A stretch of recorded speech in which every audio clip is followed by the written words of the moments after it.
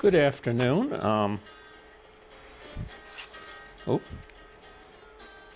My name is Doug Holder, and we're here at something's going on here. We're on Poet to Poet, Writer to Writer, and my guest today is Molly Lynn Watt. Molly, how are you? I'm fine. Great. Yes. We have this wonderful snowscape back here. We're in Somerville, Massachusetts. That's 3 feet of snow, probably. That's in the background here. And it looks great from this point of view, but it's hell shoveling it and all that. But glad that you're here, Molly. We're going to be talking with Molly Lynn Watt, and she has a new book out with the Ibbotson Street Press of Somerville, Wings of Song, a journey into the civil rights movement. And I'm going to read a brief introduction to Molly. All right. I'm going to read it from the book, actually. Okay. All right. Molly Lynn Watt is a poet, activist, and educator. She worked at the Highlander Center in Tennessee in 1963. She pursued a professional life committed to leading educational reform and experimental learning with diverse communities of learners well into their 90s. She was co-founder of the Folk Song Society of Greater Boston, Teacher Center Brookline, the Action Research Center at EDC, and the Lago Institute. She served on the Martin Luther King Speakers Bureau. Her book of poems, Shadow People, was published by Ibbotson Street Press. We were glad to publish it. She served as editor of the Beg with the Bards Anthology, volumes 1 to 4, as poetry editor for the the Wilderness House Review. No, HILR Review, okay. Harvard. And what review is that? The Harvard Institute for Learning and Retirement. Okay, and curator of the Fireside Reading. She and her husband Daniel Lynn Watt, and Dan's watching out there, hi Dan, co-authored and performed George and Ruth, Songs and Letters of the Spanish Civil War, also available from CD Baby. And they are co-founders of the Cambridge Co-Housing in Massachusetts, where they live and play in the Uncommon Strummers Ukulele Band. Wow, that's pretty interesting background, Molly. And you're a bagel bard, which is... I am a bagel bard, absolutely. Okay. Now, Molly, it's interesting that we have this book. It's Black History Month now in February, and this is about the civil rights movement and in the 60s. And I know you've told me that you were a daughter of a minister, right? That's right. And now, how much of an influence is he on your life as a political activist? Well, I think rather a major influence, actually, although I didn't really recognize that for a while. I think I was... Why is that? Well, I thought I was being very independent and thinking up my own ideas, but then I was quite surprised when I ended up in jail in the civil rights movement, and he was so upset with me because I thought I was living out the values that he had preached about in church. Mm-hmm. I thought I was... And why did he have an objection to that? I mean, what was his objection? Well, I think that was his father's side being upset rather than his minister's side. I mean, he believed in civil rights, and yes, he did. But he was afraid for your welfare. Yes, and the grandchildren. And the grandchildren's welfare. Yes. Okay. I was pretty afraid for their welfare too. Yeah. By that time, yes. Right. And what was your father an activist himself? Or? No, I don't think he was really an activist. He went to Union Theological Seminary, though, which is a hotbed of activism, and he did do a lot of work in Harlem when he was in seminary. He chose for his own place of service small rural churches in Connecticut that were in trouble. And that was really what he devoted his life to, was going around to a church that had fallen apart because maybe the minister and the organist had run off, or someone had stolen all the money from the treasury, and people were upset with each other. You went down south. Yes. So things were, try to fix things. Right? That's right. So he really was a pour oil on troubled waters kind of guy, and people loved him very Okay. much. Yes. Now, you have this lyrical memoir. It's in verse, On Wings of Song, A Journey into the Civil Rights Era. It's a two-part question here. Why did you choose to write as a lyrical memoir rather than a straight memoir? And give us just a bit of a background of your involvement in the civil rights movement. Well, let's see, which Yeah. order? I don't know when I started in the civil rights movement. I think I was born to it. If you've read the book, which I know you have since you published it, I found out as an old woman that my family owned slaves. Wow, I didn't know that. Yes.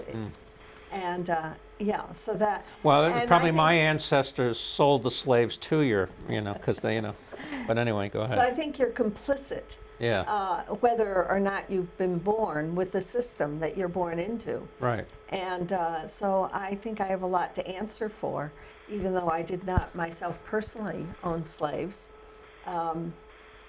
And as a young child, I was involved in a lot of different things, not knowing it might be civil rights. When I was in second grade, I walked a kindergarten girl to school every day, to and fro, the 1 mile.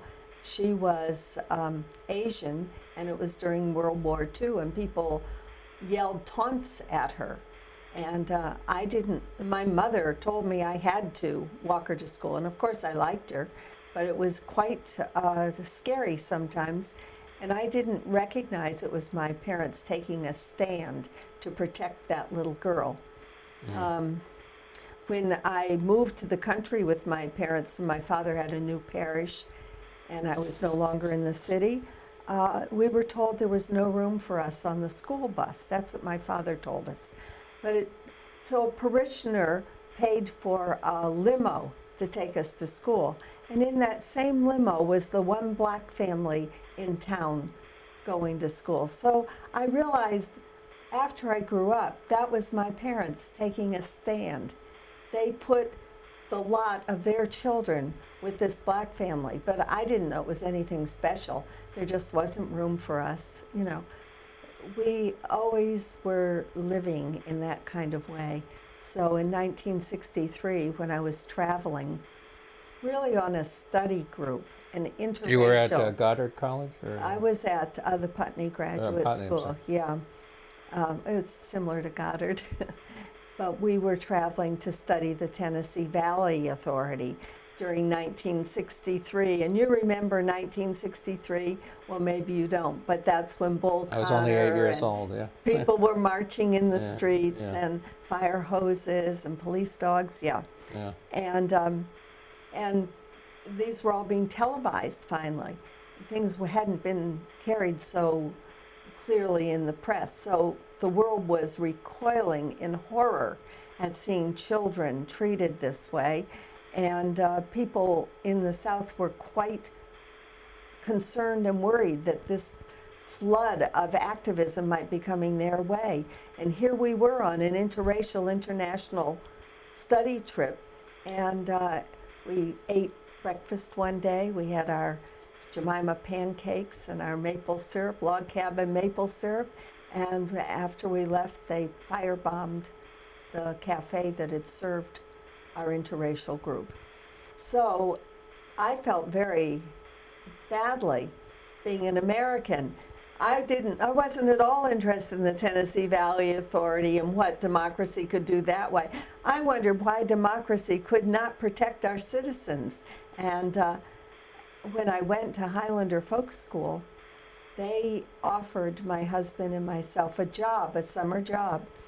And it was a job to build a facility where blacks and whites could be trained to register voters. And Martin Luther King sent 15 young people from Birmingham, and we had 15 young college, people on vacation from mostly the North, and we were really living illegally, but I didn't know it. Illegally, why? Because it was illegal to do anything contrary to local custom, and blacks and whites residing together was contrary to local custom. So Now, this is, you know, So very. that was it. That was the heart of the book. So this, you know, this was a very visceral history, and you were in harm's way, and but you chose to write it in a lyrical fashion. Yes. It's all in prose, I'll tell in verse. Yeah. Why? Well, I tried it first in memoir. I didn't know enough, and it was too painful. It was too painful. It put me back in the nightmares of realizing we were harassed by the Ku Klux Klan, that we were run off the road by people in pickup trucks, that people were really, you know, they burned our camp, put us in jail. The Grand Dragon of Tennessee sat in the front row of our trial, our so-called trial, and harassed us from the front row. It was terrifying. It was terrifying. I'd been put in a drunk tank, holding tank with my two little daughters, age 1 and 3, and a woman who was a great big mountain woman. She was over 6 feet, and you know, I'm just over 5 feet barely. And she was there for drinking. And I woke up many nights realizing years later they meant for her to beat me up. I mean, they played information. They broadcast things about. Did she beat you up? No, she didn't. Why? I made friends with Oh, her. okay, right. I treated her as a person, and I was lucky too. Well, that's what they try to do in hostage situations, try to humanize the interaction, you know, and so Yeah. once you see a human being Yes. rather than some symbol of something. That's right. But I was going to ask you, yeah, right, okay, go ahead. yeah. So it was very painful. So a poem, I could just do a little poem about one thing. And then I could do another little poem about another one thing. It wasn't a full immersion of holding the whole thing in my head. And then like a string of beads, like a necklace, I strung them together into a poetic sequence, a narrative, later. Now, That's why. you lectured in my English class Yes, at Bunker Hill Community did. College, and you told them about bringing your kids down in harm's way, let's face it, right? Yes, in that's harm's way, right. you were very idealistic, and you felt that you needed to do this, and some people would be on your side, and others would say you weren't responsible. And some of the kids there who were mothers, you know, it's single mothers and things like Yes. that, took issue with you. How do you deal? What are your thoughts about that? Are there regrets that you did that, or your children regret it, or you just think it was a very necessary thing to do? It was a good experience for the kids. I mean, what are your thoughts now, well after the fact? Well, you know, I didn't know that we were going to be arrested. It never occurred to me. I thought it would be an interesting summer in the mountains near the Smoky Mountains, this beautiful place with all these activists, and I basically did the cooking and, you know, kept the camp spirit going and so on. And the kids could be there and play around, and it was fun. I could be with them all day. And I had no idea. I was naively, optimistically sincere. And so if I know, and you know, now I know, and now I guess I'd be a lot more worried about it. For instance, if your own daughter was going to take, her kids into Ferguson, something like that, would you support that? I guess I have a strong sense of following your conscience, following your leaning to love and do justice in the service of others. So I imagine my own daughter, if she went, would have a good idea. Probably more likely my granddaughters would go at this point. Right. You told me about Yes. one of your granddaughters, a very free-spirited Yes, woman. Yeah. and very social justice oriented and leadership, yes. Right. Yes. So I have my parents, I feel, followed their consciences always. And my mother, when I was in 3rd grade, I told my mother I needed a watch. I said, all the kids have a watch. Everyone in my class has a watch. Everyone, she said. So I got a watch for my birthday, and I was the third person in the class to have a watch. And my mother realized that, and ever after that, whenever I said, everyone else, she said, you're not everyone else. You know, you don't do this because of everyone else. You do this if it's the right thing for you to do. Good for your mother. Yeah. All right. Yay, Mom. Now, you've had a varied career. You also worked in educational publishing, right? Well, Right. yes, somewhat, but mostly I worked in education, in workshops, in teaching classes, yeah, babies to graduate But you had a students. publishing. We do some publishing, Yeah, yes. yeah. And so and also there's another aspect to your life that we haven't really covered is folk music. Oh, yeah. Tell us a bit about that. You were friends with Pete Seeger, his wife, or All of them. Yeah. Go ahead. Tell us a bit about that. Oh, well, Pete Seeger, Toshi Seeger. He recently was- passed away. I think. Yes, he Yeah, did about Yeah. a year ago this Yeah. time, a little before now, yes. And I'm friends with some other Seegers in the family, too. Okay. His niece lives in Somerville. She's marvelous, Kate Seeger. I didn't know And that. yeah, and his You sister, gotta Peggy introduce Seeger. me. Yeah. Okay. But I would But, I would like to give us an anecdote about Pete Seeger. Well, I'll tell you one thing. During the blacklist, when he was blacklisted, I went to a Quaker high school in Poughkeepsie, and he didn't have many gigs, so he used to come hang out with us. Excuse me. And I did go over to his house a few times, and they had a red refrigerator. I thought this As in was communist? I had never seen anything but a white refrigerator. And I said, where did you get a red refrigerator? I love a red refrigerator. And Toshi said, you can have one. Go down to the hardware store, buy a can of paint and a brush, and all you do is paint it. Never occurred to me to personalize my utilitarian tools in my house that way. When I was down south, they sent us $100 for research. Quote, for research. They said, you kids are going to need this. That's nice. They were supportive. It wasn't that I was so very special to them. I mean, I think I was special, but I think they had hundreds and hundreds and hundreds of people who were very special, and I think they supported all of them in the same way. That's great. Yeah. Now, you also, poet, and you studied at the William Joyner Center, which I studied at too, at Yeah. UMass Boston. Tell us a bit about your experience. How has that helped you as your maturation as a poet?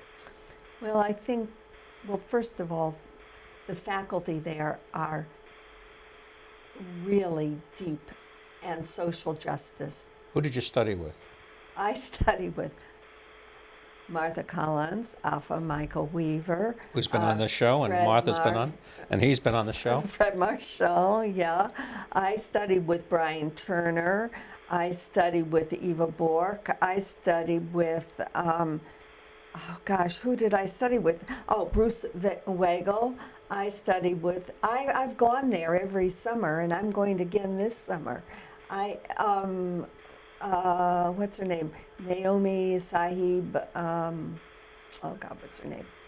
Anyway, I studied with, Grace Paley. Yeah, I Grace remember Paley. I covered that Grace Paley. tribute they had for Grace Paley, and it was interesting to hear from her daughter and all that. Yeah. Yeah. Well, Grace Paley, now she is a huge mentor for me because she always went for social justice, activism and writing, but she always went for supporting her diverse family and working within her community. She never chose one as more important than the other. And I think that's... So there you learned a lot. You made connections. I did. Yeah. And all these people who have supported me, Martha really read this Martha Collins, right? read Right. the manuscript several times and gave me ideas on shaping it. Affa started the manuscript. He said, "Tell me your story." And he wrote down a list. He said, "Now write a poem for every one of these. There's your titles." Fred was the one who hooked me into the Joiner.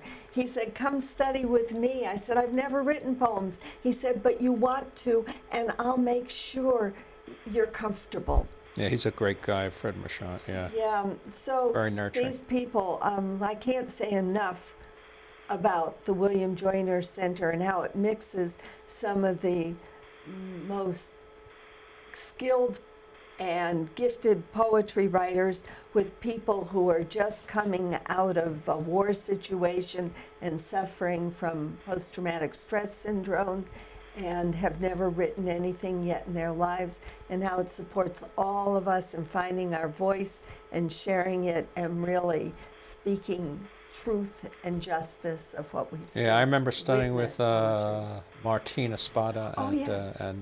you studied with him, Yeah, and Doug Anderson. I studied with him too. And Demetria Martinez. Yeah, I met Also. her once. I think I was on Yeah. a panel with her about Yeah. small press or something. Yeah. I should go back there. It's just that I'm so busy all the time, but Yeah. I should go back there. I'm But anyway, going this summer again. yeah. Well, maybe I will.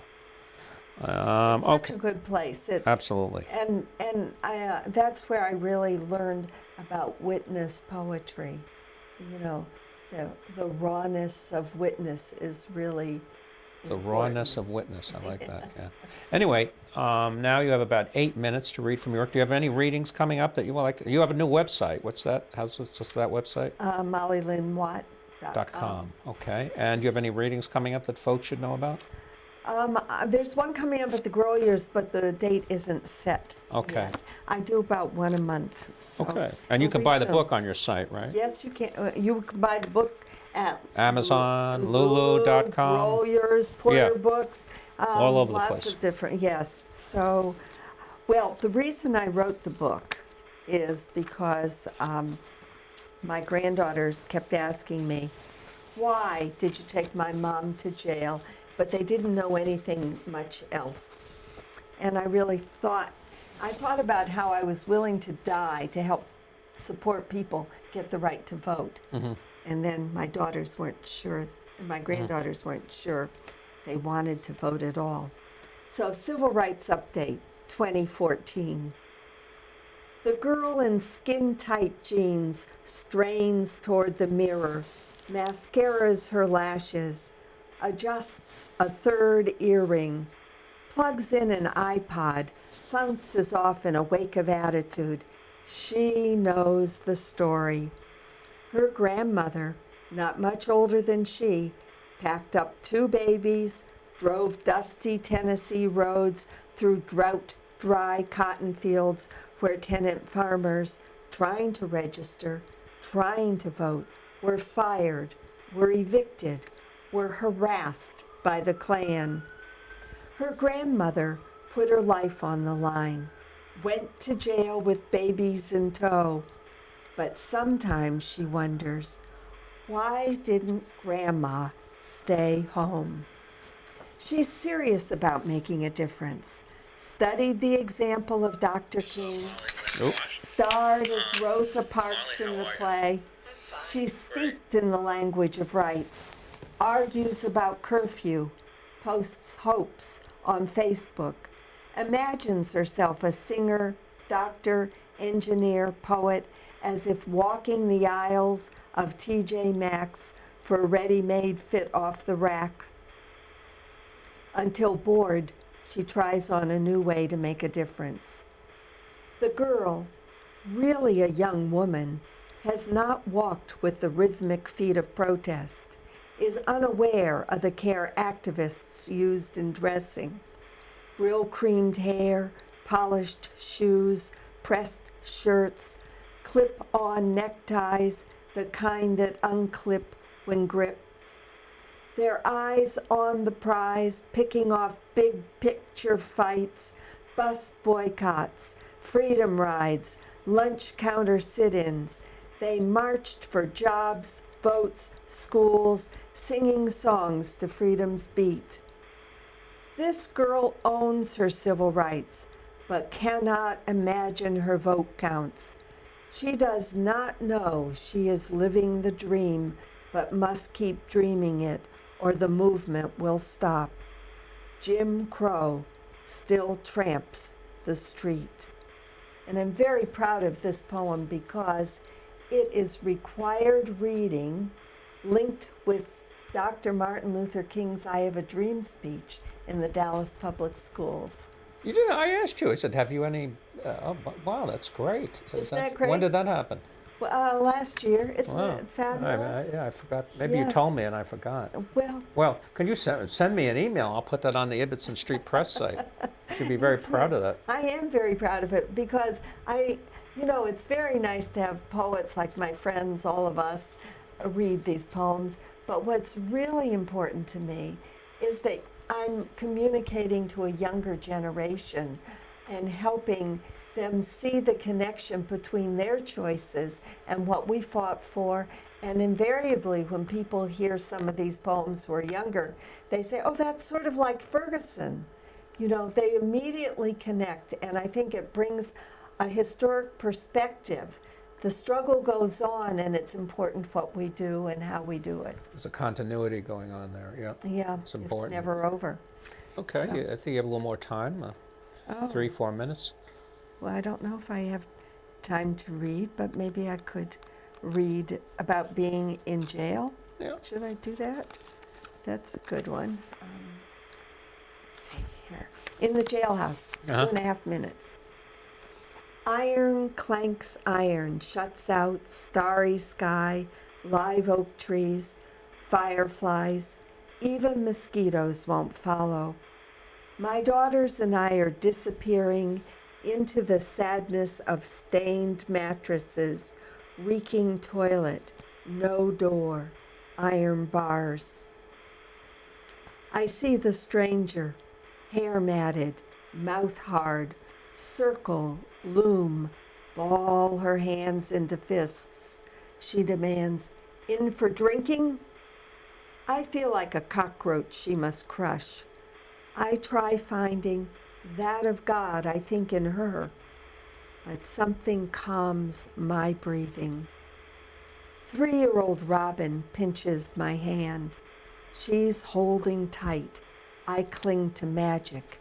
If she isn't crying, it isn't happening. Shadows rim Robin's eyes. Kristen sobs. I haven't a hanky to wipe away tears or fold into a puppet mouse to make them smile. What is a mother but a voice? I open my mouth to improvise, to undo this night with song. Any note will have to do. Robin matches my pitch. Kristen, don't cry. We pick up pace, find song shape. Kristen drones around her thumb, even the stranger rocks in rhythm. Kristen, oh Kristen, don't cry. Mummy is here, Robin is near, and Daddy is really close by. Well, Molly, we're out of time, but I want to thank you for being on Poet to Poet, Writer to Writer. Thank you, Don.